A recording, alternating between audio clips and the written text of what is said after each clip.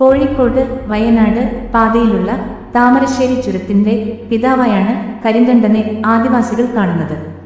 എഴുതപ്പെട്ട രേഖകളൊന്നും ലഭ്യമല്ല. ആദിവാസികൾക്കിടയിലുള്ള വായ്മൊഴി കഥകളിലൂടെ തലമുറകളായി പകർന്ന അറിവ് മാത്രമാണ് നിലവിലുള്ളത്.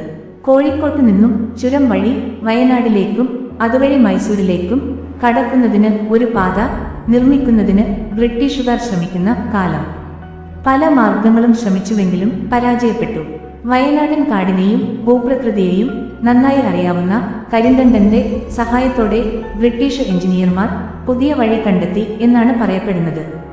ഒരു പ്രബല സാമ്രാജ്യത്തിന് കേവലനായ ഒരു ആദിവാസിയുടെ സഹായം തേടേണ്ടി വന്നു എന്ന നാണക്കേട് മായ്ക്കാനും ഇനി ഈ വഴി മറ്റാർക്കെങ്കിലും കാട്ടിക്കൊടുത്താലോ എന്ന ഭയം കൊണ്ടും കരിന്തണ്ടനെ ചതിച്ചുകൊന്നു എന്നാണ് ഐതിഹ്യം.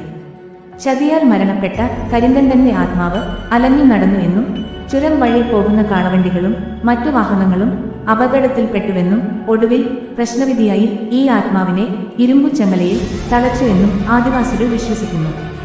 ഈ ആത്മാവിനെ ഇരുമ്പു ചങ്ങല കൊണ്ട് ബന്ധിച്ച മരം ലക്കിടി എന്ന വയനാട്ടിലെ സ്ഥലത്ത് ഇപ്പോഴുമുണ്ട്.